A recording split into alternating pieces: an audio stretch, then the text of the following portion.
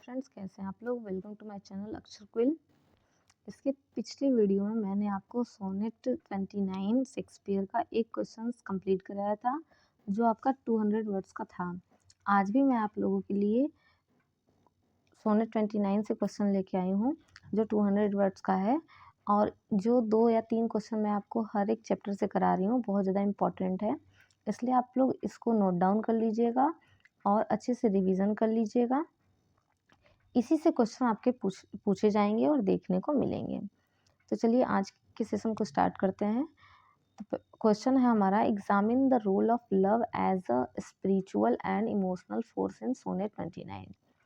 तो आपका उसमें पिछले वीडियो में बताया गया था, क्वेश्चन था कि कैसे उनका जो इमोशन है चेंज होता है, तो वो आपको वहाँ डिस्क्राइब करना था। यहाँ पूछ रहा है कि अब यहाँ पे जो उनका लव है उसका रोल क्या है उनके इमोशनल और उनके स्पिरिचुअल फोर्स में या थॉट में। इसमें लव का उनके क्या यहाँ पे रोल है ये दिखा, यहाँ पे आपको एक्सप्लेन करना है। तो चलिए स्टार्ट करते हैं। Love in sonnet 29 works as a powerful spiritual and emotional force.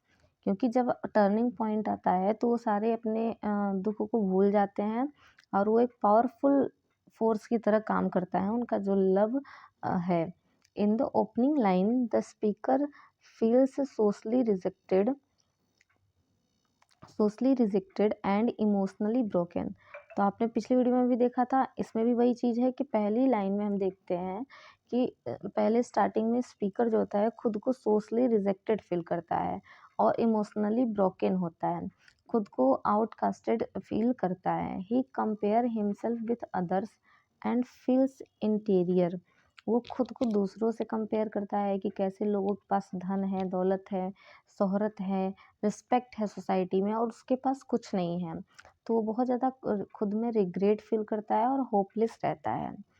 He prayers appear meaningless and his mind is trapped in self pity.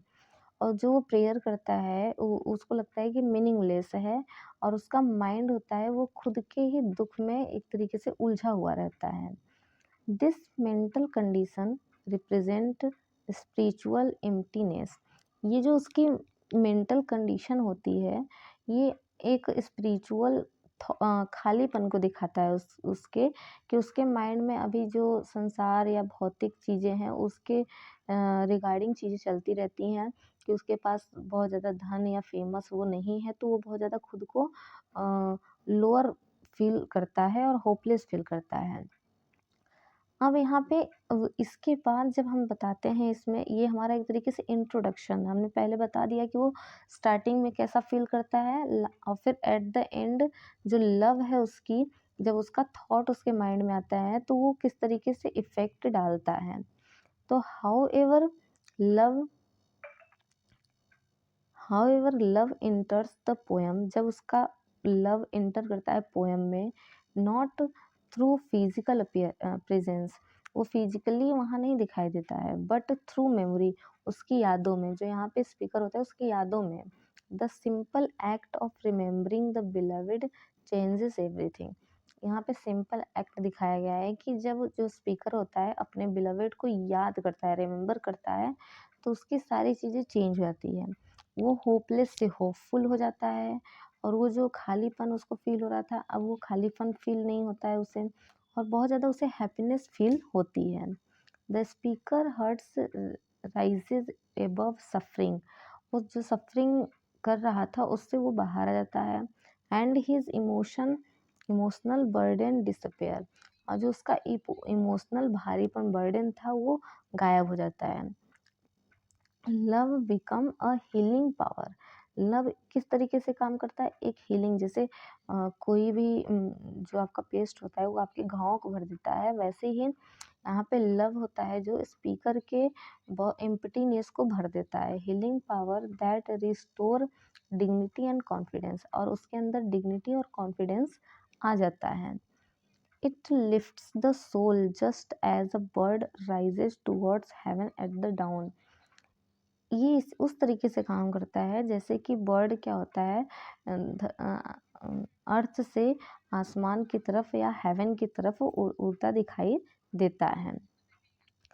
The speaker final statement, last में एट द एंड आते आते जो speaker होता है उसका final statement होता है, shows that love creates a new sense of value, कि जो उसका लव है वो एक new sense of value create करता है। He realizes that emotional richness is more satisfying than social success। उसे फील होता है कि जो हमारा इमोशनल रिचनेस है, अगर हम इमोशनली बहुत अच्छे हैं, स्ट्रांग हैं, तो कहीं ज़्यादा सेटिस्फेक्शन देता है सोशल पावर, सोशल सक्सेस से। हमें इमोशनली स्ट्रांग होना चाहिए। ये एक तरीके से ये जो पोएम है हमें मैसेज भी देती है कि अगर हम इमोशनली स्ट्रांग हैं, हमारे अंदर इमोशनली किसी चीज़ का पावर है, तो हमें ये जो सोसाइटी की चीज़ें हैं ये हमें परेशान नहीं कर सकती। Love replace jealousy with containment and self hatred with gratitude. जो उसका लव है वो सारी चीज़ों को रिप्लेस कर देता है, उसकी जेलसी को रिप्लेस कर देता है, और जो वो सेल्फ हेट कर रहा था खुद को, वो उसको भी ख़त्म कर देता है। इस तरीके से in this way the poem present love not merely as personal affection but as spiritual blessing. यहाँ पे उसके लव को कोई पर्सनल अफेक्शन के रूप में नहीं दिखाया गया है, क्योंकि वो ना तो वहाँ पे प्रेजेंट है फिजिकली, ना यहाँ कुछ ऐसा फिजिकली या पर्सनल एक दूसरे से अटैचमेंट की बात यहाँ पे की गई है, लेकिन यहाँ पे वो सिर्फ याद करके, but as a spiritual blessing, वो याद करके खुद को बहुत ज़्यादा अच्छा फील करता है। तो यहाँ स्पिरिचुअल ब्लेसिंग माना गया है, that save the human soul from despair, जो कि उस ह्यूमन सोल को सेव करता है दुख दुख से उसको या फिर जो वो डिस्पेयर या चिंता में जो चला जाता है उससे वो क्या करता है, उसको बचाता है।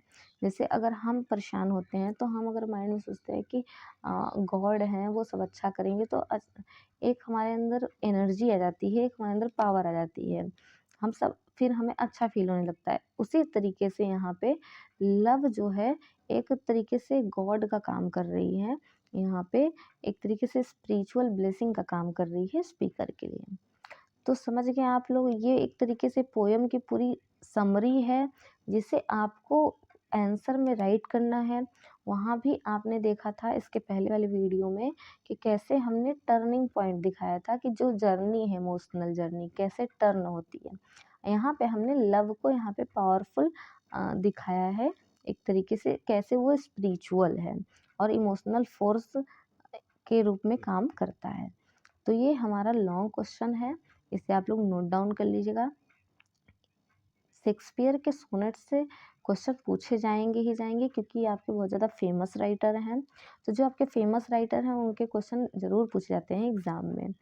तो आप लोग इसे नोट डाउन कर लीजिए, जिसे डिस्क्रिप्टिव में ज़्यादा दिक्कत नहीं होती हो, वो इसके की पॉइंट्स नोट डाउन कर लें ताकि लास्ट टाइम आपको रिवीजन में कोई दिक्कत ना आए। चलिए अगर वीडियो आपको पसंद आती हो तो आप प्लीज़ लाइक करें, सब्सक्राइब करें, शेयर करें। मिलते हैं नेक्स्ट वीडियो में। Thank you.